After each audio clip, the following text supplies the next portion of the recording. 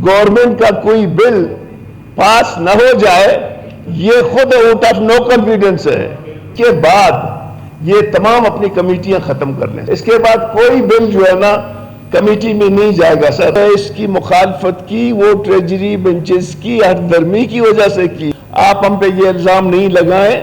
हम इसकी दोस्तों से गुजारिश करता हूं कि पिछले कोहली साहब से लेकर मौजूदा चेयरमैन तक पब्लिक सर्विस कमीशन मेरिट पे जा रहा है। कोहली साहब के भी 5 साल मेरिट पे थे, ये भी अभी उसका एक इम्तिहान था कि अब क्या होगा।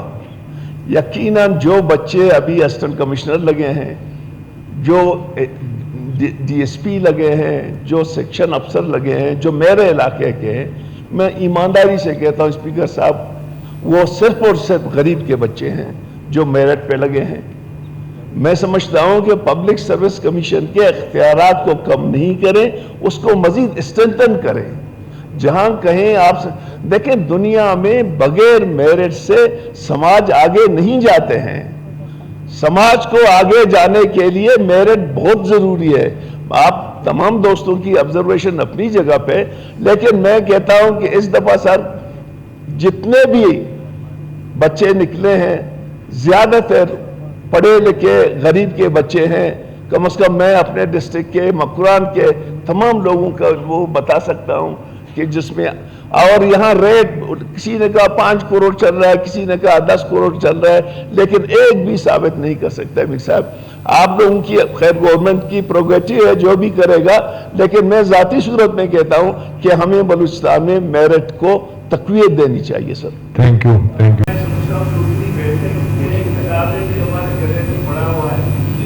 वोटिंग, इसके ऊपर फिर वोटिंग होगी डॉक्टर साहब। ओके, आपने अपनी रिजर्वेशन दी है और 85(2) के तकाजों से एग्जेम्प्ट करार दिया जाता है।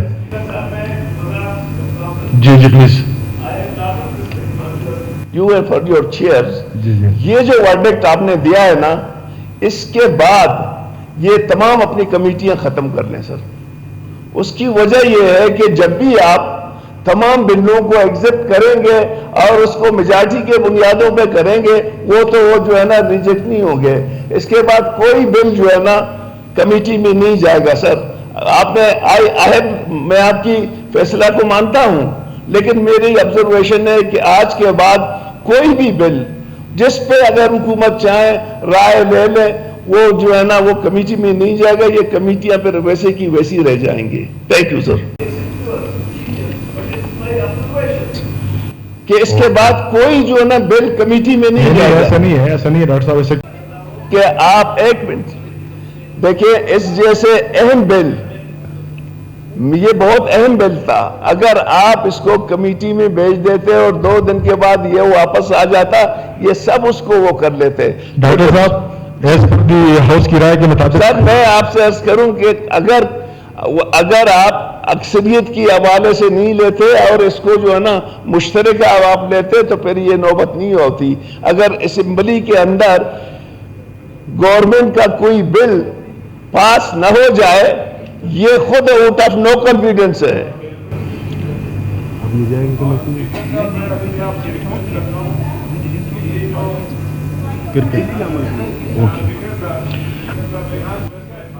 जबरा खान साहब, ये बिल नामंजूर हो गया, बस कहानी खत्म होगी इसकी। मौलवी हिदायत रहमान साहब।